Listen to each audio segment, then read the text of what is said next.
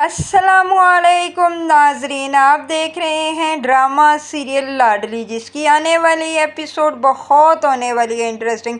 आप देखेंगे कि रूहान को बता ही दिया नाज़ो ने कि उसने किसी गलत लड़की का इंतखाब कर लिया, क्योंकि नाज़ो इस काबिल नहीं थी कि वो रूहान की बीवी बने। ये सब कुछ जानने से पहले अगर आप मेरे चैनल पर नए हैं तो प्लीज़ मेरे चैनल को लाइक शेयर और सब्सक्राइब करें। आप लोगों ने देखा कि किन शराइत के ऊपर वो रूहान के घर वापस आई है। रूहान ने उसे कहा था कि बस एक दिन के लिए तुम मेरे घर चली जाओ, क्योंकि तुम जानती हो कि बड़े अरमानों से मैंने वो कमरा सजाया है, इसके बाद हम अपने घर शिफ्ट हो जाएंगे। इस पर नाज़ो मान जाती है और उसके साथ उसके घर वापस आ जाती है। इधर आप देखेंगे जब वो कमरा देखती है और कहती है कि रूहान, तुम मुझे इस कमरे के लिए लेके इस घर में आए हो, तो वो कहता है कि बस तुम जानती नहीं हो कि मैंने इसे कितने चाहतों के साथ सजाया था और मैंने यही सोचा था कि हम दोनों यहीं पर रहेंगे, लेकिन तुमने कहा कि तुम्हारे लिए तुम्हारे बाप ने दूसरा घर ख़रीदा है, तो चलो हम कल सुबह उधर चले जाएंगे। इस तरह अम्मी का भी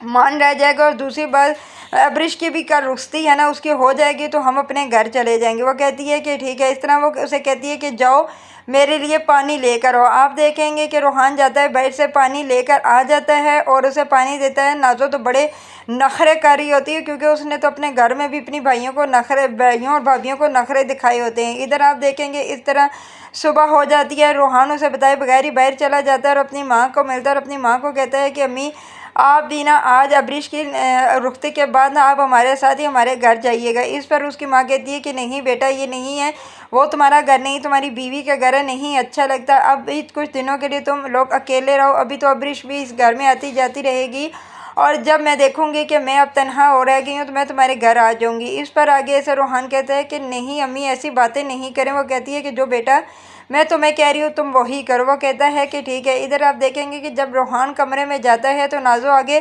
तैयार हो रही होती है और वो जब तैयार हो रही होती है तो पास जाकर रूहान उसे कहता है कि बहुत खूबसूरत लग रही हो, तो उस पर नाज़ो को गुस्सा आ जाता है।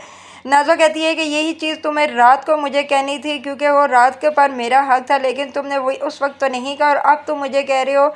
चलो, वो फिर कहता है कि सॉरी कर लेता है और उसे कहता है कि मैं तुम्हारे लिए मुंह दिखाई के लिए अंगूठी लाया था, चलो ये लो। वो कहती है कि अब ले ही आई हो तो पहना भी दो। जब उसे वो पहनाता है तो वो हंसी खुशी रहना शुरू हो जाती है और वह कहती है कि तुम देखे ना रूहान, मैं अब तुम्हारे से करवाती ही क्या हूँ, क्योंकि तुम लोग, जब मैं जान चुकी हूँ कि तुम लोग अपनी बहन के लिए कुछ भी कर सकते हो, अब तुम देखना मैं अपने नखरे तुमसे कैसे हटवाती हूँ। इसीलिए वो तैयार होकर कहते हैं कि हम जा रहे हैं अपने अम्मी के घर। वो जाती है अपनी माँ के घर और वहाँ पर वो स्टोरियाँ सुनाना शुरू कर देती है अपनी माँ को और वो कहती है कि अम्मी, आप जानते हैं अब तो ना रूहान मुझे कुछ कह सकता है और ना ही उसकी माँ मेरे काम में मुदाखलत कर सकती है, क्योंकि मैंने जाते ही अपने ससुराल में डोरी अपने हाथ में ले लिया। आप जानते हैं कि उनकी बेटी के साथ अपने भाई की शादी करवाना मुझे बहुत ही फ़ायदेमंद लगा, क्योंकि इसलिए कि जब अगर हमें कुछ भी करवाना होगा तो उनकी बेटी की हमें उन्हें धमकी देंगे तो वो ख़ुद ही सब कुछ करेंगे, क्योंकि इसीलिए तो वो मेरे नाज नखरे। और रूहान भी मेरे आगे पीछे घूम रहा है, उसे पता है कि उसकी बहन आज हमारे घर आ जाएगी। इस पर उसकी माँ कहती है कि शाबाश बेटा,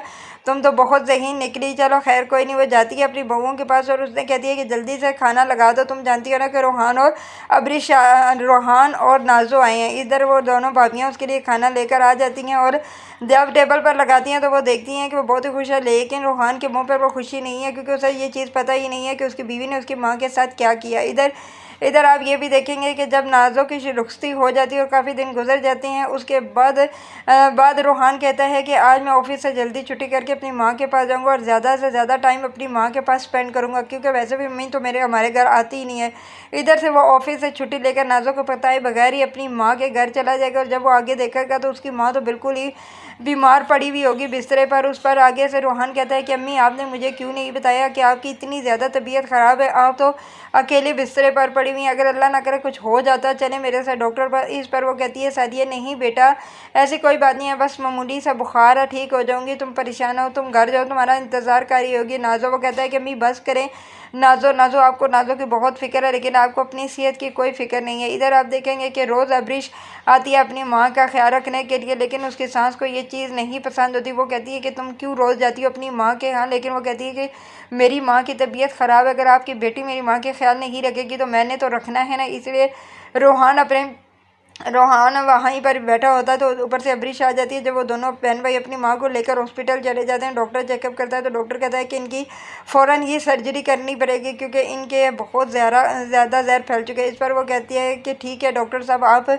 मेरी माँ की सर्जरी की तैयारी करें, मुझे कोई नहीं है। अभी आप देखेंगे कि ऑपरेशन के दौरान ही उसकी माँ मर जाती है और जिसकी वजह से वो बहुत ही रोता है रोहान, क्योंकि उसे पता नहीं होता कि ये सब कुछ और कोई नहीं करने वाला, सिर्फ और सिर्फ उसकी बीवी नाज़ो ही करने वाली है। अगर उसे ये चीज़ पता चल जाता है कि उसके नाज़ो ने उसकी माँ के साथ ये शर्त रखी थी तो वो कभी भी नाज़ो को घर वापस नहीं लाता, बल्कि तो उसी दिन ही उसे तलाक देता था, क्योंकि उसे क्या वो कहता है कि मुझे मेरी माँ के आगे कुछ भी नहीं था। जब वो उसकी माँ मर जाती है और नाज़ो वहाँ पर आती है तो कहती है रोहान बस करो, मुझे बहुत ही अफसोस है आंटी के जाने का। तो वो कहता है कि कौन सा तुम्हें अफसोस, अगर तुम्हें अफसोस होता तो तुम एक अच्छी बहू बनकर उन्हें अपने पास रखती और उनकी खिदमत करती। मेरी माँ अकेले बिस्तर पर ही पड़े पड़े मर गई और मुझे भी तुमने यहाँ पर नहीं आने दिया। मुझे अपने आप से नफरत होने लगी है, मैं अपने आप को कैसे माफ़ करूँगा, मुझे कुछ